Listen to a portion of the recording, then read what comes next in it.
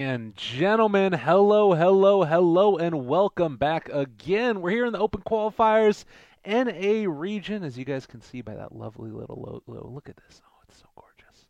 NA Dota. That's what we're taking a look at now.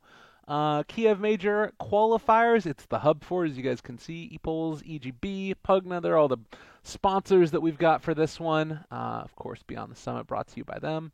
And we are now going to get ready to hop into the game. And guess who it is? We're going to be taking a look at Veggies facing off against Newski. I believe that's the way that you pronounce it. I could be completely and totally wrong with that, but that's what we're gonna go with for the moment.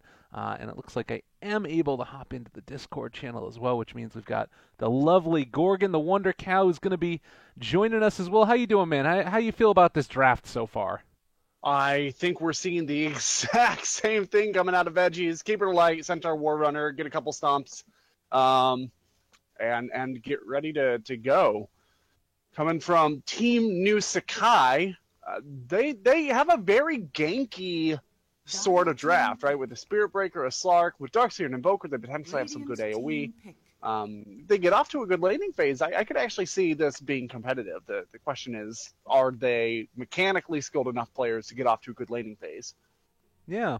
Well, and I guess that there is some of that comeback potential as well with this game. That's what we talked about the need for in the last one, and you sort of have it here. You've got the Invoker, you got yourself a Darkseer. The downside is probably like the Slark and the Spirit Breaker, where you mentioned you have that single targetness. You're going to need like a big charge through several, whereas if you had something like maybe a Lion or, I don't know, Earth Spirit possibly, it could have gone better, but maybe this is just a hero that they feel comfortable with too. Yeah, you pick up the things that you're going to play best, especially if you're playing against here, like players that we just heard don't expect you to be a challenge, right? You just pick up anything that you feel comfortable with. That's the most important thing when you're drafting, maybe outside of your skill base. Looks like they did have a little bit of an idea of what was coming their way as they ban out the Naga Siren as well. Granted, that was not probably the thing that caused Veggies to win the last game. I think that it was much more the Ember Spirit from CCNC, and maybe it was just something to do with that mid matchup in particular, the players who were on it. But instead, they're going to take the Luna, another hero that's quite strong in some ways, but to me, it feels like you've fallen off a little bit. Luna, more often than not, I feel like does not just take over the game. It's more the heroes around her that allow her to succeed. Yeah, they did do several things to try and nerf Luna over the past couple of patches. None of them were super successful. I think she dropped, since her heyday, like at the Boston Major, I think she's dropped about 3 percentage points in win rate.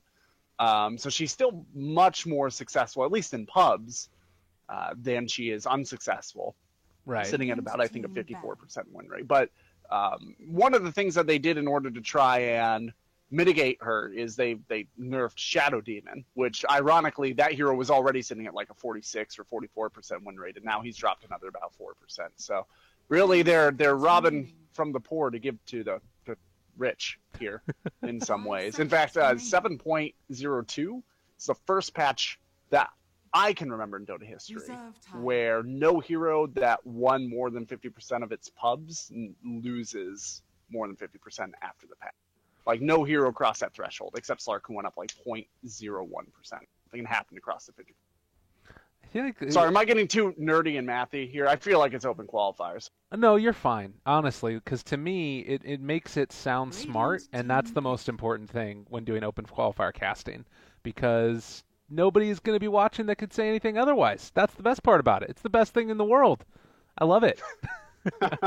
um, but yeah, you've got here a lineup. I also am not sure if I completely understood all of what you said, but to me, could have been more articulate, probably. the big thing that I noticed when I'm looking at this draft is the Centaur War Runner always getting first picked with that Coddle. I feel like this is an opening that could end up being just incredibly powerful in most pro matches as well, because you look at it right here and you got something like, the Chakra Magic getting the cooldown reduction down to 6 seconds, and double edge sounds amazing in theory. Yeah, especially through the mid portions of the game where your Centaur War Runner can actually sustain it in terms of health. But Keeper of the Light is right now being used a lot in these sorts of open qualifier situations where, once again, you're talking about very high skilled teams picking it against much lower skill teams and experienced teams. I'm interested to see if the popularity continues to pick up in pro-on-pro damage, because that's really where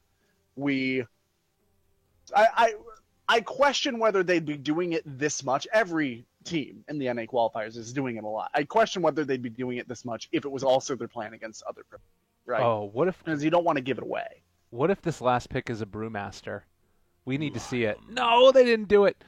I was waiting for it for a while. This was like my big dream, was that a position 4 Brewmaster where you just get 6 and then do the Alacrity shenanigans to take down towers.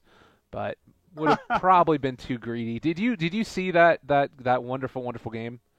No, I did not actually catch that. It sounds disgusting. No. Do you know the whole theory behind it at all? No, walk me through it. So the idea is that your Brewmaster Brewlings have plus 300% pulverized damage to towers. Right. And the reason that that's not really impactful for most of it is because they deal like no damage.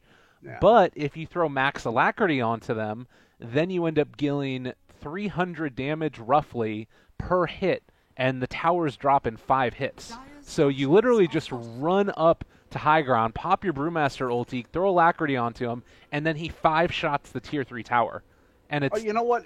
Now that you mention this, I have seen this before. I didn't see the pro game you're talking about, but I have seen this in pubs. Okay, it's glorious. Before. Yeah, that sounds pretty gross to deal with, to be quite honest. Yeah, I mean, it was Wings that did it, so you got to sort of expect something like that from them. By the way, Merlini starting with his patented Iron Talon Luna build. Not something that you always end up seeing, but I like it. Well, you know, he's going to play Greed because he can afford to play Greed, and they don't want to have to play longer than they need to, so. Yeah. Okay, what else do we got? Lion going to head out, place down a couple of wards. His name is Easy Preezy. That's great. I would not have expected the TP smoke out early to place wards. Pretty neat. Yeah, this is a pretty clutch move. This is not something that I think anybody's really expecting, right? This is... Well, it certainly is not something that I think Veggies are expecting, especially after having talked to Blitz. This is a level of coordination that maybe shows that we are in the next stage of the bracket a little early. We'll see how they fare in lanes. Yeah. Maybe one of those smurfing teams could be a possibility. And this is a lineup from Veggies that you could say is maybe a little bit greedy. Granted, NS is also playing a pretty greedy lineup there, having the Spirit Breaker roam around and not really a ton of support in lane for the Slark. And maybe in response to that, that's why you see Blitz rotate up top tier and try and maybe apply some pressure. But Capitalist, they do have Pounce as well as Charge if they want to skill it, but they're not going to do it. Just back out. All right. So they're going to go to their separate corners for the betting rooms. The way that these lanes are shaking up, it looks like Veggies might be looking to get an early first blood up top here. Okay. Just in case anybody wants to see it in chat as well, this is the server. Just type that into your console if you are in the Dota 2 client, and then you'll be able to watch it in client as well. I want to make sure that everybody can watch it however they want to, as it looks like Blitz also is going to be sitting over here trying to get a quick level 2. Yeah, so early creeps, quick level 2. That can really help with the rotation as well. Like, there's a lot of mana sustain on this team with Crystal Maiden and Keeper of the Light. This Darkseer has to be really careful because there is a lot of potential for Lucent Beam spam. What is CCNC doing? Apparently there's some action going on in the mid lane, a little bit of frustration between the two. I'm not sure what's going on here, but apparently Lendy is a clown. I will keep my camera here just in case we see what's going on. But oh, Capitalist take some damage there as well. Doesn't look like they're gonna be able to do much. Does he have a Bassi? No. Okay, I was wondering if he was going for like the Bassi, turning it on and off to mess with the armor or something. But I honestly don't think they're expecting to be at the level play where the additional armor is going to impact last hits too significantly, right? Because it adds like effective 2 to 3 HP to a creep, depending on how low the creep is when you do it.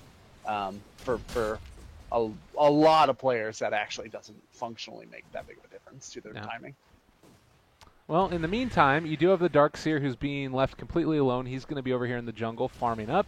Capitalist trying to get whatever he can out of this lane, and I would imagine that pretty soon you need these supports to move around the map and either get tons of pulls off or try and disrupt the CM's farm, because she's been left pretty much to her own devices here, and I mean, CM can do a lot.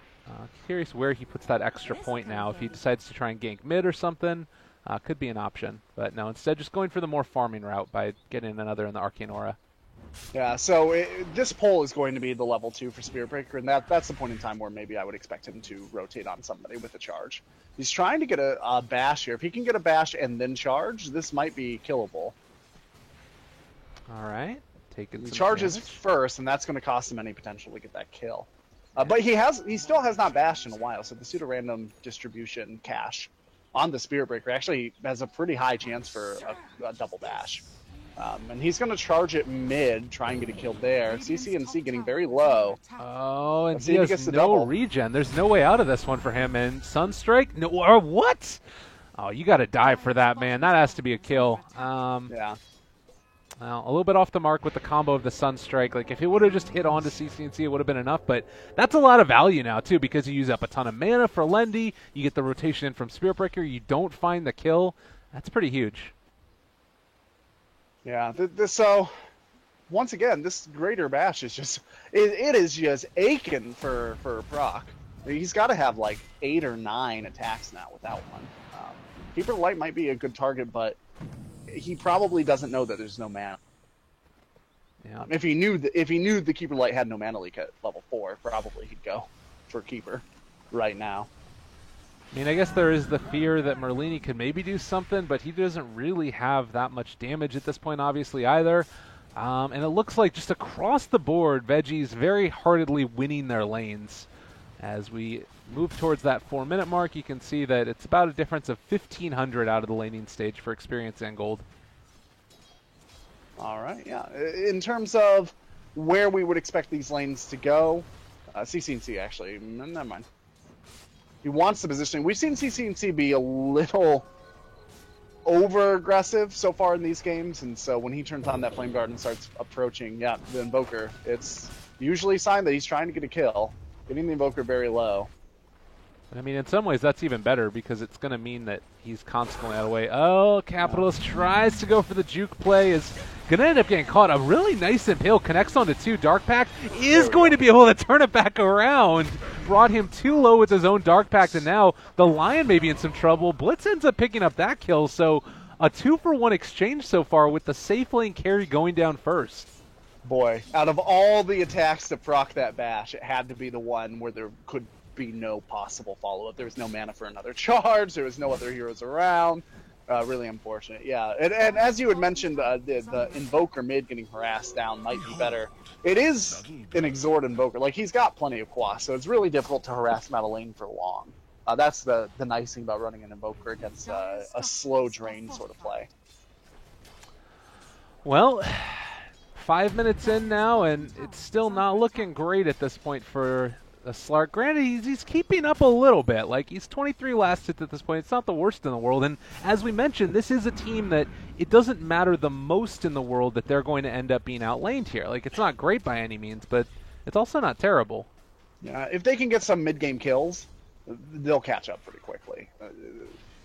In terms of what they need to do to make sure they're getting those mid-lane kills, they need to make sure they're keeping their vision up, which they're not right now. They're letting it lapse, and they should probably be buying out some of their Smoke of Deceit caches to make sure that they're going to have a pretty regular stream of that when they need it. I mean, we're at 5 minutes and 50 seconds. This is the time to make sure that you have that ready for probably before the end of night number 1. Okay. Oh, Clark. Going to get gone on now. He's already used his Dark Pact. Line coming in a little bit too late. Doesn't quite get off the Dark Pact. They get the Hex as well. Oh, my God. Great timing. Easy breezy coming in just in the nick of it. My goodness. And he's going to wrap around and drop a ward right on top of a sentry. So as I was just talking about how they need to keep their vision up, unfortunately, they are going to drop. That's really frustrating. Oh, CCNC Getting very close to Lendy here in the mid lane. They end up dodging each other. Ships in the night trying to walk back out and away. CCNC does have chains, but can't get into range. And now the rotation's coming in. Blitz takes down the Slark in the meantime. And over to the side, Franz, very low. Tornado, not quite there. Sunstrike isn't going to hit it either. Oh, no, and he used his Shrine already as well. Oh, that's so frustrating. Yeah. Meanwhile, up top, Spearbreaker had a pretty nice escape there. He got himself stomped, but managed to get the charge away. And is now thinking about rotating on the Capitalist, who is himself pretty far forward. They've got chain stuns here. Cap should be dead. Oh, God, he needs to finish it off. All right, he got enough mana for the Earth Spike. Connecting in, right clicks. Is it going to be enough? He's turning, he's living, he's walking away. Mana for the Sunstrike is not there either. He is about 50 away from it, but it does look like with the Slark coming in, that's enough to get it. Yeah, the Lion and the Spearbreaker are probably bickering at each other right now about who was too close to whom. Because definitely they should not have been within range of a single stomp at any point in time. Now, well, DD Rune wears off for the Ember Spirit in the mid lane. The mid lane has gone definitely into the favor of the Ember Spirit, but it's not as bad as it was last time. I think at this point they were already pushing down tier 2 towers potentially with CCNC crazy in the lead. It is about 3,000 gold and experience, but it's not the worst in the world. There's another rotation up towards top. They try and bring down the Lion, able to find him and get that kill. Blitz now turned upon. The charge is going to come through, but they immediately call that off. Darkseer wasn't close enough yet. As CCNC, well, there he goes. I don't think that they are giving CCNC here in this mid lane. Like, their Invoker is obviously starting to struggle. He's only got 25 last hits. Oh, Cap, he's falling pretty far behind. Turn it. Not able to do it, but they are going to be able to find Blitz now as well, trying to juke through the trees, but they got him. So that's another 2 dead. It's not the worst in the world. Merlini comes in for the rotation, trying to make this work. Franz already able to bring down that Slark, and now they also kill off the Spearbreaker, so 3 dead. But really good rotations out of Veggies there. The Ember died also, though. Dire's bottom tower is under attack. Oh my God. All right, AK question marks. This is great. I like this. So this is the North America sportsmanship that I've come to know and love, personally. Oh, God. Nothing but spam chat and emotes. Dire's top tower That's is great. under attack. I mean, they're doing better than any other team against Veggies so far. Yeah. Well, they should be. They're higher in the bracket, but I mean, they had some really nice plays.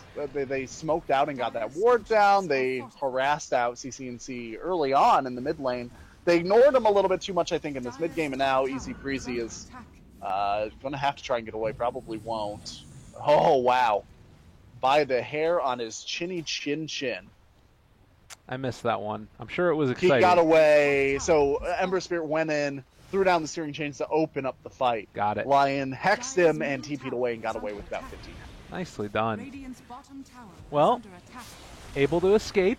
Again, the trash talking is probably going to continue. It does look like there's a big rotation in towards mid, and a lot of hate going to be thrown at CCNC potentially. He goes back in for another round, able to take him down. Yep, that's the problem. Invoker is just going to end up dropping if you bring all your heroes in. Yeah. As it turns out, he's not in a position 5 or 1-4, as the case may be.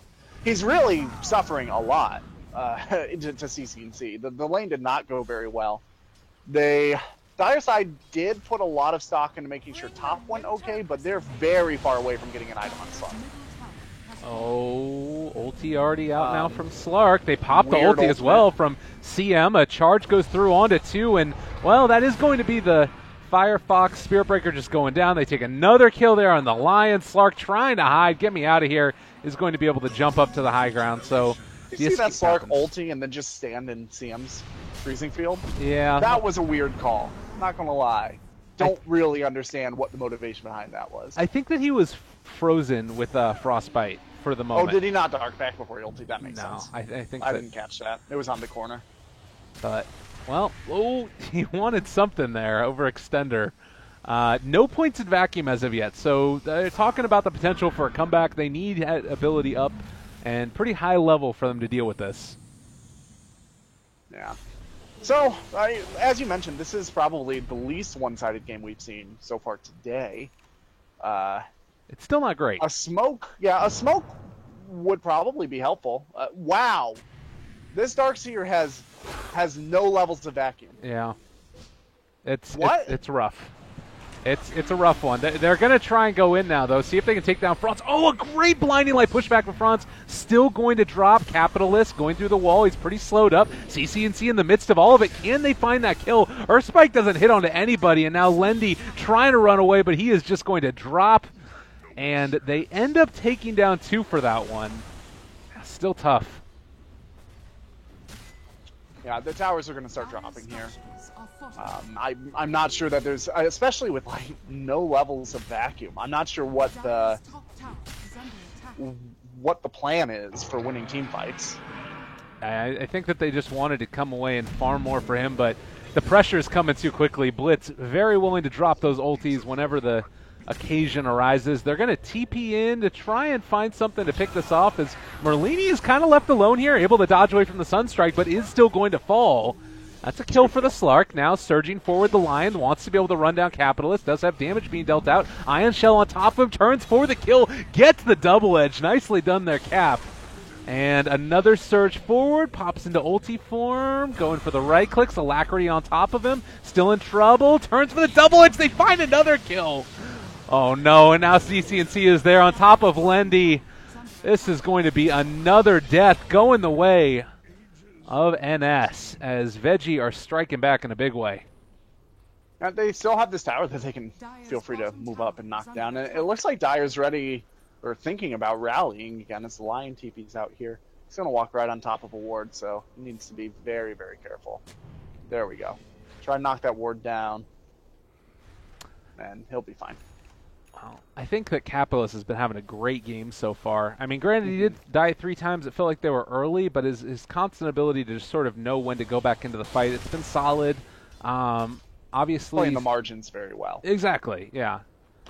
Oh, CCNC may be in trouble here. Can they get the Hex out in time? He throws out a Remnant, is going to get out Finger of Death. Oh, he needs to throw another one right now. Charge forward, jumps away, dodges as well from the Sunstrike, and maybe they can find Blitz, but they're just going to be able to charge out. Maybe CCNC wants to go back in. They pop the Eclipse as well, turning now onto the Darkseer. He is gone. Merlini picks up that kill, and now maybe Easy Preezy also going to be gone upon.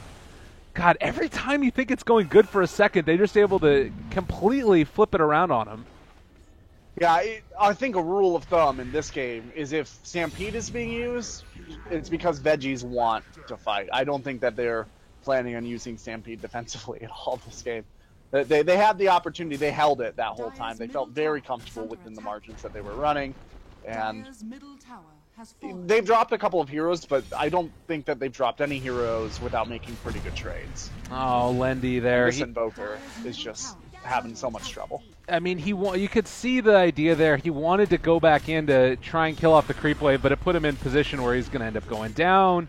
They have the Centaur Conqueror there as well to get the follow-up stun, so just a tremendous amount of disable. What is this going to end up being? So you have 2.7 seconds and then another 2 seconds, so 4.7 seconds of disable.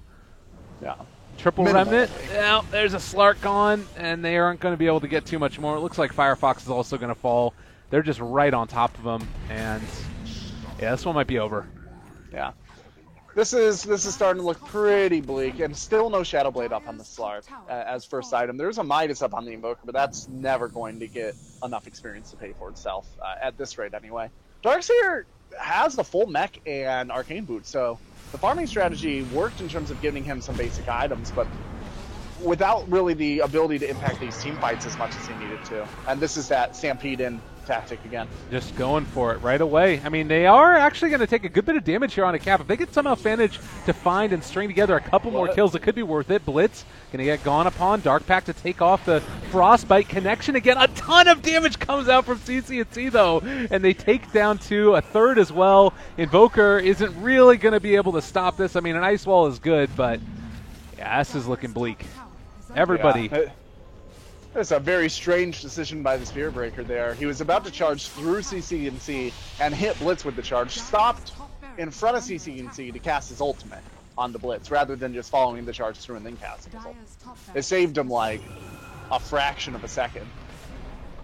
Well, a tornado connects onto 3, and that's about the best thing that's gone well for NS so far today is Blitz maybe going to go down. Charge there as well. He is going to fall.